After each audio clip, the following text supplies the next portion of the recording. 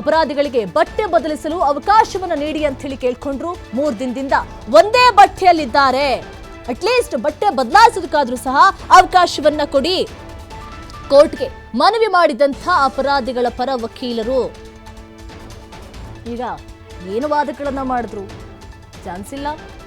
ಪ್ರತಿವಾದಗಳನ್ನ ಮಾಡೋದಕ್ಕೂ ಏನಾದ್ರೂ ಸಣ್ಣ ಅವಕಾಶ ಏನಾದ್ರೂ ಸಿಗುತ್ತಾ? ನೋ ಚಾನ್ಸ್, ಏನು ಕೂಡ ಸಿಗೋದಿಲ್ಲ. ತೀರ್ಪು ಬಂದಾಗಿದೆ, ಅಂತಿಮವಾಗಿ ಹೆಂಗಿರಬೇಕು ಅದ್ರ ಬಗ್ಗೆ ಮಾತ್ರ ಕಾನ್ಸಂಟ್ರೇಟ್ ಮಾಡಬೇಕು.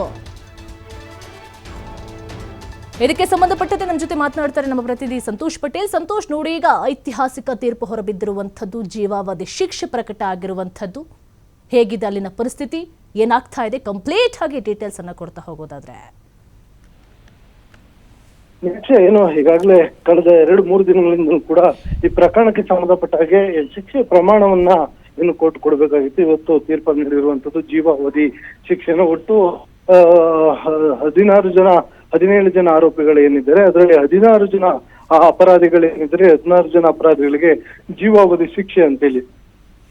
ಜೀವಾವಧಿ ಶಿಕ್ಷೆ ಅಂತ ಬಹುತೇಕವಾಗಿ ಅಂದ್ರೆ ಅವರಿಗೆ 14 ವರ್ಷಗಳ ಕಾಲ ಒಂದು ಜೈಲಿನಲ್ಲೇ ಇರ್ಬೇಕಾಗ್ತದೆ. ಅದಾದ ನಂತರ ಇವರ ಸನ್ನಡತೆಯ ಆಧಾರವಾಗಿ ಇಟ್ಕೊಂಡು ಇವರು ಜೈಲಿನಲ್ಲಿದ್ದಾಗ ಇವ್ರ ನಡತೆಗಳೇನಿರುತ್ತೆ ಅದನ್ನ ನೋಡ್ಕೊಂಡು ಸರ್ಕಾರದಿಂದ ಬಿಡುಗಡೆಯನ್ನ ಮಾಡಲಿಕ್ಕೆ, ಅಂದ್ರೆ ಜೈಲು ಅಧಿಕಾರಿಗಳು ಸರ್ಕಾರಕ್ಕೆ ಏನೊಂದು ವರದಿಯನ್ನು ಕೊಡ್ತಾರೆ. ಕೊಟ್ಟಂತ ಸಂದರ್ಭದಲ್ಲಿ ಸನ್ನಡತೆ ಆಧಾರದ ಮೇಲೆ ಬಿಡ್ಲಿಕ್ಕೆ ಅವಕಾಶಗಳು ಇರ್ತದೆ.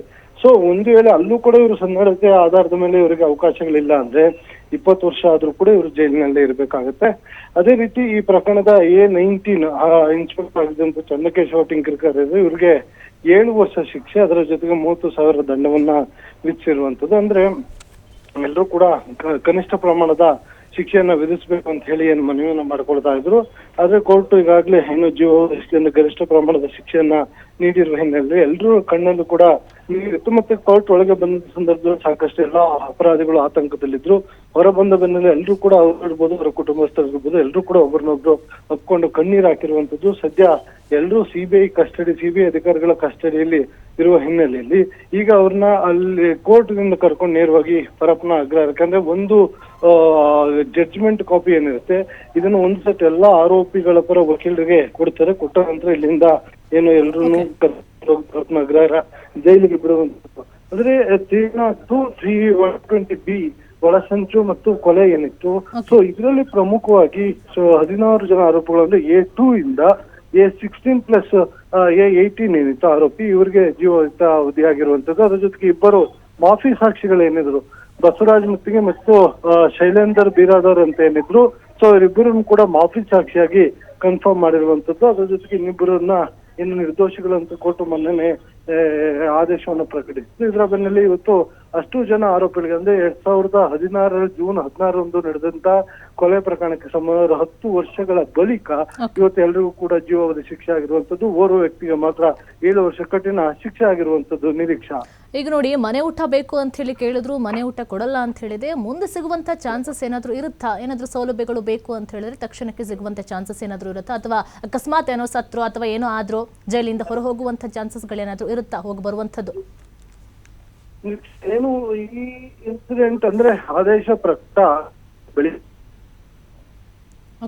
ಕೊಡಕ್ ಬರಲ್ಲ ಅಂತ ಹೇಳಿಕ್ ಬರಲ್ಲ. ಜೈಲು ಮ್ಯಾನ್ಯುವಲ್ ಏನಿದೆ, ಜೈಲು ಮ್ಯಾನ್ಯುವಲ್ ನ ಪ್ರಕಾರ ಅವ್ರಿಗೆ ಏನು ಅವಕಾಶಗಳಿದೆ ಅಂದ್ರೆ ಕಳೆದ 3 ದಿನಗಳಿಂದ ಒಂದೇ ಬಟ್ಟೆಯಲ್ಲಿದ್ದಾರೆ ಅವರೆಲ್ಲರೂ.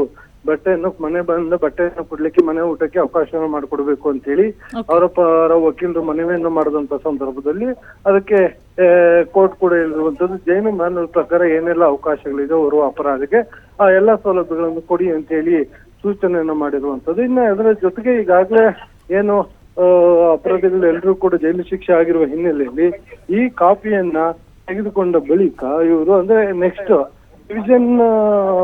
ಡಿವಿಷನ್ ಬೆಂಚ್ಗೆ ಹೋಗಿ ಇವರು ಅಪೀಲನ್ನ ಹಾಕ್ಬೇಕಾಗತ್ತೆ. ಡಿವಿಷನ್ ಬೆಂಚ್ಗೆ ಹೋಗಿ ಹಾಕ್ಲಿಕ್ಕೆ 1 ತಿಂಗಳ ಕಾಲ ಇವರಿಗೆ ಸಮಯಾವಕಾಶ ಇರುತ್ತೆ. ಈ 1 ತಿಂಗಳ ಕಾಲದಲ್ಲಿ ಈ ಪ್ರತಿಯನ್ನು ತೆಗೆದುಕೊಂಡು ಅವರು ಹೋಗಿ ಇದನ್ನ ಅಪೀಲ್ ಮಾಡ್ಬೋದು. ಅಪೀಲ್ ಮಾಡಿದಂತ ಸಂದರ್ಭದಲ್ಲಿ ನ್ಯಾಯಾಲಯ ಏನಾದ್ರೆ ಅಪ್ಪರ್ ಕೋರ್ಟ್ ಏನಿರುತ್ತೆ, ಈ ಅಪ್ಪರ್ ಕೋರ್ಟ್ ಇದಕ್ಕೆ ಸ್ಟೇ ಕೊಟ್ರೆ ಆರೋಪಿಗಳಿಗೆ ಮಧ್ಯಂತರ ಜಾಮೀನುಗಳೇನು ಸಿಕ್ಕಿದ್ರೆ ಮಾತ್ರ ಇವರು ಹೊರ ಬರ್ಲಿಕ್ಕೆ ಅವಕಾಶಗಳಿರುತ್ತೆ. ಅದಕ್ಕೆ ಏನಾದ್ರು 1 ತಿಂಗಳೊಳಗೆ ಇದು ಯಾವ್ದು ಪ್ರೋಸೆಸ್ ಆಗ್ಲಿಲ್ಲ ಅಂತ ಹೇಳಿದ್ರೆ ಬಹುತೇಕವಾಗಿ ಆರೋಪಿಗಳು ಅಪರಾಧಿಗಳು ಸದ್ಯಕ್ಕೆ ಹೊರ ಬರ್ಲಿಕ್ಕೆ ಅವಕಾಶಗಳಿರೋದಿಲ್ಲ. ಒಟ್ಟಾರೆಯಾಗಿ ಏನು ಕೊಲೆ ಪ್ರಕರಣಕ್ಕೆ ಸಂಬಂಧಪಟ್ಟ ಹಾಗೆ ವಿನಯ್ ಕುಲಕರ್ಣಿ ಸೇರಿದಂತೆ ಅಷ್ಟು ಆರೋಪಿಗಳಿಗೆ ಜೀವಾವಧಿ ಶಿಕ್ಷೆ ಆಗಿದೆ. ಅಕ್ಸೆಪ್ಟ್ A19 ಚೆನ್ನಕೇಶವ ಟಿಂಕರ್ ಅವರಿಗೆ ಪೊಲೀಸ್ ಅಧಿಕಾರಿಯಾಗಿದ್ದ ಅಥವಾ ಸಾಕ್ಷಿ ನಾಶ ಮಾಡುವಂತ ಪ್ರಯತ್ನವನ್ನ ಮಾಡಿದ್ದ ಈತನಿಗೆ 7 ವರ್ಷಗಳ ಒಂದು ಗರಿಷ್ಠ ಶಿಕ್ಷೆಯನ್ನು ಮತ್ತು 30,000 ದಂಡವನ್ನು ವಿಧಿಸಿರುವಂತದ್ದು. ಸೊ ಇದನ್ನ ಗಮನಿಸಿದರೆ ವಿನಯ್ ಕುಲಕರ್ಣಿಯ ಶಾಸಕ ಸ್ಥಾನ ಏನಿತ್ತು ಅದು ಕೂಡ ರದ್ದಾಗುವಂತದ್ದು Nireeksha. Okay, thank you Santosh ನಿಮ್ಮೆಲ್ಲ ಡೀಟೇಲ್ಸ್ಗಾಗಿ.